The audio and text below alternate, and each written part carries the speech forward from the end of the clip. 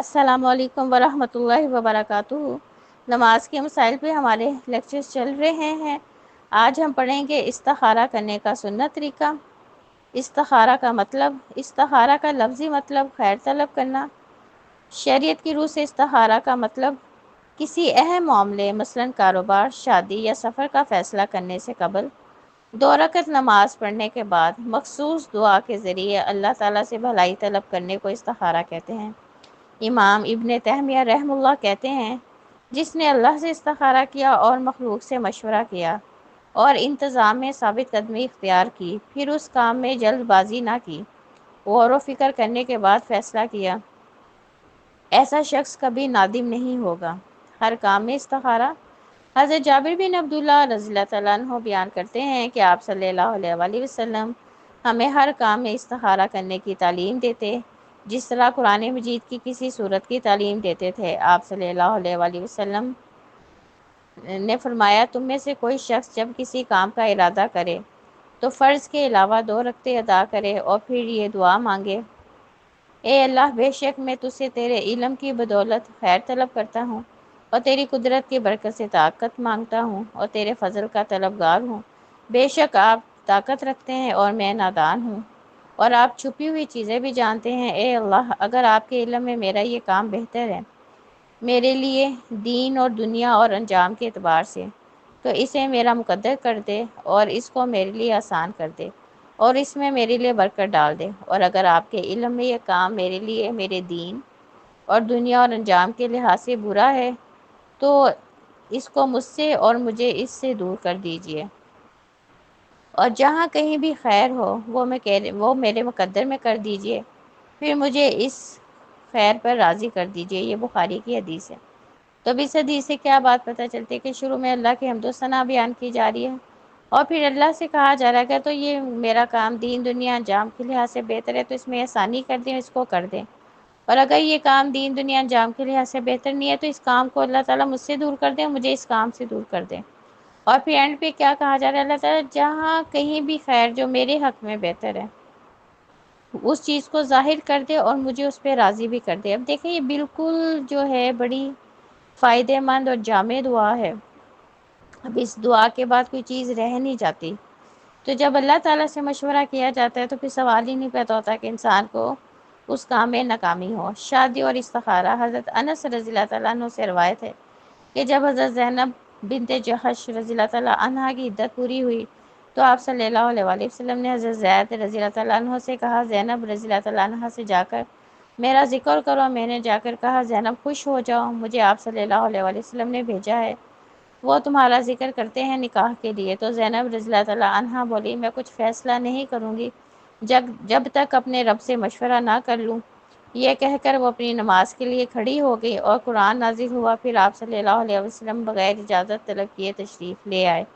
یہ نسائی کی حدیث ہے۔ تو اب دیکھیں آپ صلی اللہ علیہ وسلم نے ان کو پیغام نکاح بھیجا، یہ آپ صلی اللہ علیہ وسلم کی پھپھو کی بیٹی تھی، اب اللہ کے نبی کا رشتہ ہے، پھر بھی انہوں نے کیا کہا، میں جب تک رب سے مشورہ نہ کر لوں، یعنی کہ استخارہ نہ کر لوں۔ تو اب دیکھ لیں اس حدیث سے ہمیں کیا بات پتہ چلتی ہے کہ استخارہ کرنا کتنا ضروری ہے۔ آپ صلی اللہ علیہ وسلم نبی بھی ہیں، رسول بھی ہیں، تو آپ کا رشتہ اگر کسی کی طرف چلا جائے تو اس سے بڑی خوش قسمتی کوئی ہونی نہیں ہے۔ مگر اس حدیث سے ہمیں کیا پتہ چلتا ہے کہ رب سے مشورہ کسی بھی معاملے میں کرنا ہو وہ سب سے پہلے کرنا ہے، اس کے بعد پھر کسی اور سے مشورہ کرنا ہے۔ تدفین رسول اللہ صلی اللہ علیہ وآلہ وسلم اور استخارہ۔ صحابہ کرام کا طریقہ تھا کہ وہ اہم معاملے میں استخارہ کرتے تھے۔ جب آپ صلی اللہ علیہ وآلہ وسلم کی وفات ہوئی تو قبر کھودنے کا معاملہ پیش آیا۔ حضرت انس بن مالک رضی اللہ تعالیٰ عنہ کہتے ہیں، جب آپ صلی اللہ علیہ وسلم کی وفات ہوئی تو صد مدینہ میں ایک گورکن تھا جو لحد یعنی بغلی قبر کھودتا تھا اور دوسرا صندوقی قبر کھودتا تھا۔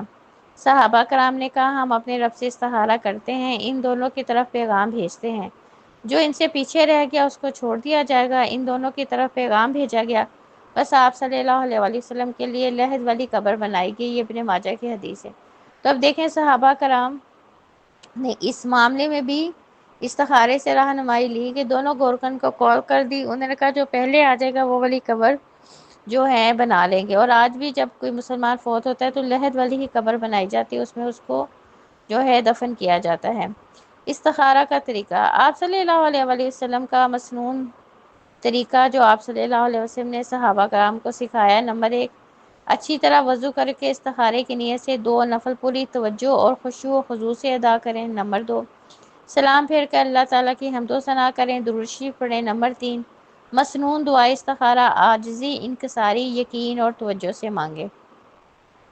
استخارہ کرنے کے آداب و شرائط۔ نمبر 1، استخارہ خود کریں، کسی اور سے استخارہ معاوضہ دے کر کروانا سنت سے ثابت نہیں۔ اور یہ آج ہمارے پاکستان میں علمی ہے جی، فلاں بندہ تسبیح پہ استخارہ نکال دیتا ہے۔ دیکھیں استخارہ جو ہوتا ہے نا، اس میں کوئی الہام نہیں ہوتا، حالات پیدا ہوتے ہیں۔ اگر وہ کام حق میں بہتر ہوتا ہے تو ہونے کے اسباب پیدا ہو جاتے ہیں، حق میں بہتر نہیں ہوتا تو نہ ہونے کے اسباب پیدا ہو جاتے ہیں۔ اور یہ استخارہ خود کرنا چاہیے، کیونکہ مسئلہ میرا ہے تو میں خود اللہ سے مشورہ کروں، نہ کہ میں کسی اور کو پیسے دے کے جو ہے اس سے مشورہ کرواؤں۔ نمبر 2، استخارہ ایک بار کریں، اگر تسلی نہ ہو تو زیادہ مرتبہ بھی کیا جا سکتا ہے، کیونکہ یہ دعا ہے اور دعا کثرت سے کی جا سکتی ہے۔ نمبر 3، استخارہ کر کے سونا سنت سے ثابت نہیں۔ نمبر 4، دعا استخارہ کے بعد باتیں کریں یا نہ کریں، اس سے فرق نہیں پڑتا۔ نمبر 5، استخارہ کرنے کے لیے کوئی وقت مخصوص نہیں، مکروہ اوقات کے علاوہ کسی بھی وقت استخارہ کر سکتے ہیں۔ اب مکروہ اوقات کون سے ہیں آپ کو پتہ ہے؟ جب نفل نہیں پڑھ سکتے، فجر کی اذان سے لے کے طلوع آفتاب تک اور عصر کی اذان سے لے کے غروب آفتاب تک، اس دوران کوئی نفل آپ کو پتہ ہے نہیں پڑھے جا سکتے۔ اس کے علاوہ جب مرضی استخارے کے 2 نفل پڑھیں اور اللہ سے دعا مانگے۔ نمبر 6، حرام، مکروہ اور غیب کے امور کا پتہ لگوانے کے لیے استخارہ نہیں کیا جا سکتا۔ اب کوئی بندہ یہ کرے جی مجھے غیب کا علم ہو جائے، کسی حرام کام کے لیے کہ مجھے کرنا چاہیے کہ نہیں، کوئی مکروہ کام کے لیے مجھے کرنا چاہیے کہ نہیں، اس کے لیے استخارہ نہیں کرنا۔ استخارہ جو ہے حلال کام کے لیے اور جائز کام کے لیے کرنا سنت ہے۔ نمبر 7، استخارے کے بعد صبر سے کام لینا چاہیے، معاملہ اللہ پہ چھوڑ دینا چاہیے، کیونکہ اگر اس کام میں خیر ہوگی تو وہ آسان ہو جائے گا، اگر شر ہوگا تو اللہ تعالیٰ اسے بچا لے گا اور بہتر چیز سامنے آ جائے گی۔ نمبر 8، بعض اوقات استخارہ کرنے کے بعد بھی مطلوبہ نتائج حاصل نہیں ہوتے اور ناپسندیدہ صورتحال پیش آ جاتی ہے، مثلا شادی کے بعد طلاق ہو جاتی ہے۔ ایسی صورت میں مومن کو اللہ کی طرف سے لکھی ہوئی تقدیر پہ راضی رہنا چاہیے۔ تو ہمارے ہاں جو مشہور ہے نا کہ رات کو کرنا ہے اسی جگہ پہ سو جائیں، چاہے نماز پہ ہی سو جائیں، کوئی سبز اور وائٹ آئے تو بہتر ہے، اگر کوئی بلیک اور ریڈ چیز خواب میں آئے تو وہ اس کا مطلب وہ کام کرنا بہتر نہیں۔ یہ ساری لوگوں نے خود ساختہ باتیں بنائی ہوئی ہیں۔ استخارہ اگر کوئی دن کے ٹائم بھی کرنا چاہتا ہے نا تو وہ دن کے ٹائم بھی کر سکتا ہے۔ جب اور استخارہ کرنا کب چاہیے؟ جب انسان کا نماز میں دل لگ رہا ہو، دعا میں دل لگ رہا ہو اور پوری توجہ کے ساتھ اور خشوع کے ساتھ جو ہے نا اللہ تعالیٰ سے استخارہ کرنا چاہیے۔ اب استخارہ کرنے کے فائدے کیا کیا ہیں؟ نمبر 1، استخارہ کرنا سراسر خیر و بھلائی کی دعوت دیتا ہے، اس سے عقیدے کی بھی اصلاح ہوتی ہے کہ غیب کا علم اللہ کے پاس ہے اور وہی صحیح رہنمائی کر سکتا ہے۔ نمبر 2، انسان کا اللہ تعالیٰ سے تعلق مزید پختہ ہوتا ہے اور اس کی قدرت و عظمت کے احساس میں اضافہ ہوتا ہے۔ نمبر 3، اطمینان قلب اور یکسوئی حاصل ہوتی ہے، پریشانی سے سکون ملتا ہے، پھر جو کچھ اللہ تعالیٰ کی طرف سے ملتا ہے اس پر دل مطمئن ہو جاتا ہے۔ اور نمبر 4، اللہ تعالیٰ پر توکل میں اضافہ ہوتا ہے کہ انسان صرف تدبیر کر سکتا ہے، نفع تو صرف اللہ کی ذات ہی دے سکتی ہے۔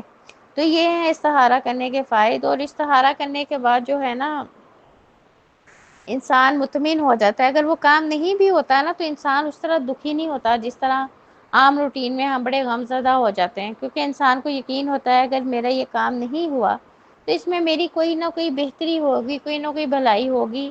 اور کئی دفعہ بہتری اور بھلائی وقتی طور پر نظر نہیں آ رہی ہوتی، مگر کچھ عرصے بعد انسان کو احساس ہوتا ہے کہ اچھا ہوا میرا وہ کام نہیں ہوا تھا۔ تو اس لیے جو ہے نا ہم سب کو استخارہ جو ہے توجہ کے ساتھ کرنا چاہیے، یقین کامل کے ساتھ کرنا چاہیے اور ہر معاملے میں کرنا چاہیے۔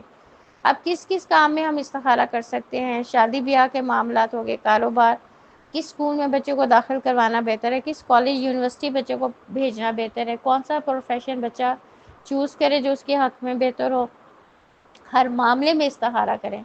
ایون کہ اگر کوئی بیمار ہے نا، اس کی بیماری کی بھی ڈاکٹرز کو سمجھ نہیں آ رہی تب بھی استخارہ کریں، کہ اللہ تعالیٰ جو ہے میرے مسئلے کا جو بہترین حل ہے وہ سامنے لے، اللہ ڈاکٹر کے دماغ میں وہ چیز ڈال دے جس سے میرا مسئلہ سالو ہو جائے۔ تو اس لیے ہر چھوٹے سے چھوٹے اور بڑے سے بڑے کام کے لیے استخارہ کرنا چاہیے، اور جب اللہ تعالیٰ سے انسان مشورہ کرتا ہے تو پھر انسان کو پتہ ہے کہ اللہ تعالیٰ کبھی بھی انسان کو جو ہے مایوس نہیں کرتا، اور اللہ کا مشورہ تو جو ہے وہ بہترین مشورہ ہوتا ہے۔ اللہ تعالیٰ ہم سب کو سنت طریقے سے استخارہ کرنے کی توفیق عطا فرمائے، آمین۔ ربنا تقبل منا انک انت السمیع العلیم وتب علینا انک انت التواب الرحیم۔ سبحان ربک رب العزت عما یصفون وسلام علی المرسلین والحمد للہ رب العالمین۔ السلام علیکم ورحمۃ اللہ وبرکاتہ۔